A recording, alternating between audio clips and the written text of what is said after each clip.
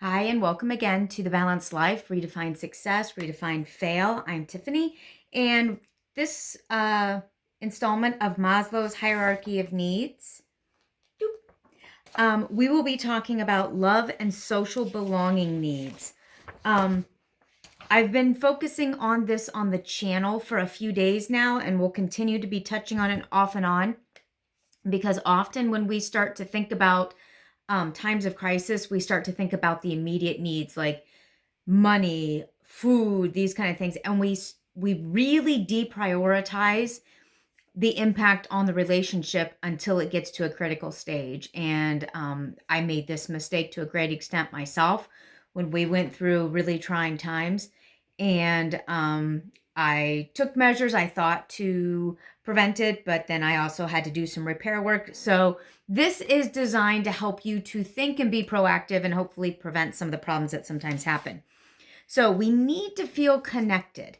That's what Maslow says. And I have a quote directly from the Wikipedia article that I've linked to in the description below for the entire series. If you haven't seen the previous ones, I've done 2 previous videos, each of them on a Wednesday. Just go to my channel and you can see that.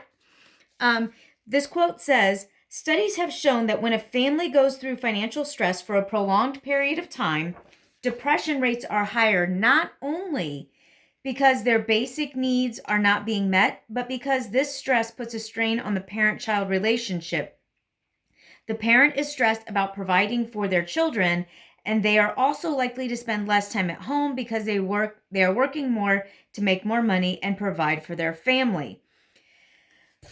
So this is about depression that can manifest in adolescence, even if the issue happened when they were very young. It's that innate sense of I'm not being protected.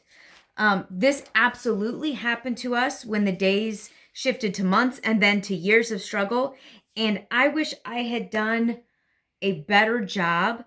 But I did truly try. And what I want to share in this video are some things that I feel like we did right, and also some things for you to consider in your own life, because every single person is different and their situation is different. So unfortunately, our kids pick up on things that we don't realize they pick up on, and they sometimes will interpret things in ways we never even considered.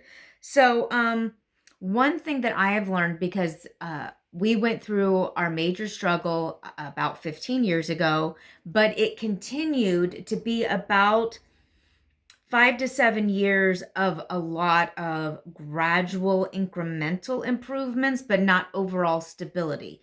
So like we would have a vehicle and then the vehicle would break down in 6 months, or like be trashed within 6 months. Not because of a car accident, but it couldn't run anymore.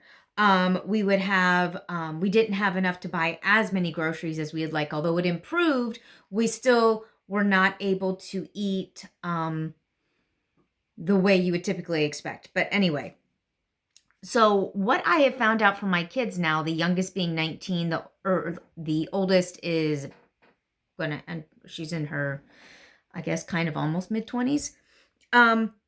I would often talk about money, and I did not tell them money doesn't go on trees, but I would talk about money in an effort to encourage our kids to see value in things. What I found out is they instead felt guilt whenever they felt they wanted or needed something, and so they would often not even ask. Now, if there was something that they desperately wanted, like to do something, they sometimes would still tell me. But if it was something they needed, like I don't know, say if they were feeling depressed or scared or upset, they didn't want to. They would often say, "Mom, we didn't want to bother you with one more thing because you were so stressed," or "We didn't want to go tell you, so we'd have to go to the doctor because you talked about how much it cost." I never once would have not taken care of my kids, but they, in their effort to take care of me, and see, our kids want to take care of us as much as we want to take care of them.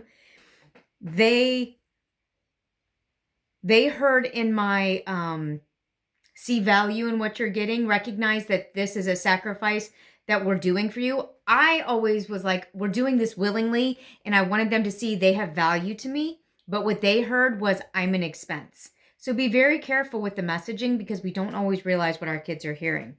Some things, however, that I did right that you might be able to apply. Number one, we had girl movie night. I have all daughters. So we had girl movie night. We had family movie night when daddy was home.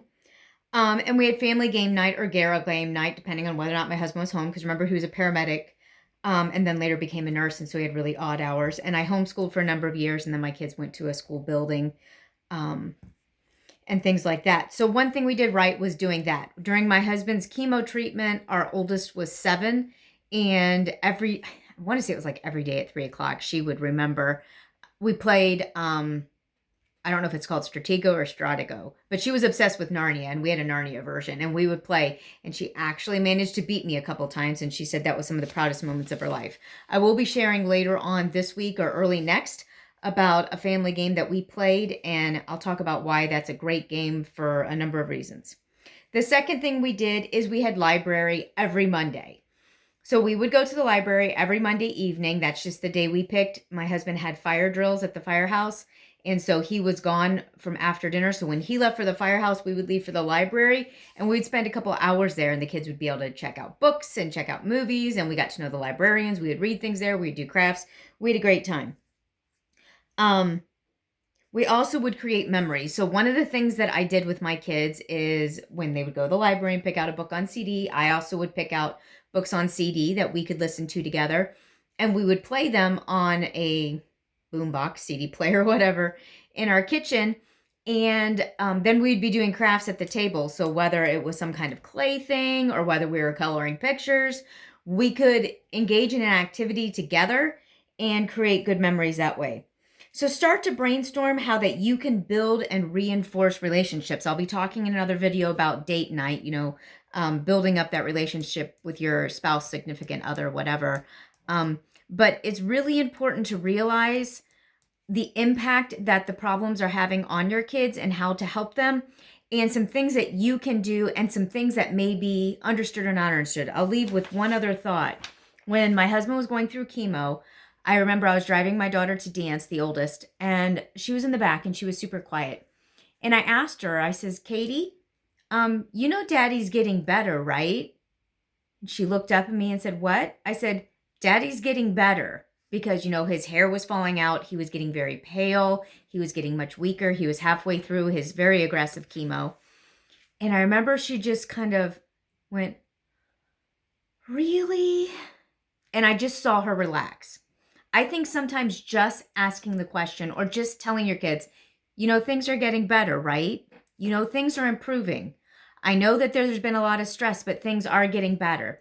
Letting them know that, I think, is one thing that I wish I would have done. Actually, I know it's something I wish I would have done, but I think it's something that we underestimate the impact of. And that one little example shows how much just a few moments of our time. And if they seem very concerned, you want to let them talk to you and work through these things, because your reassurance means more than a lot of other people, and they don't know how to interpret what's happening around them. And so you helping them to understand what's actually happening is a big deal. All right, so this is Maslow number 3, love and social belonging needs.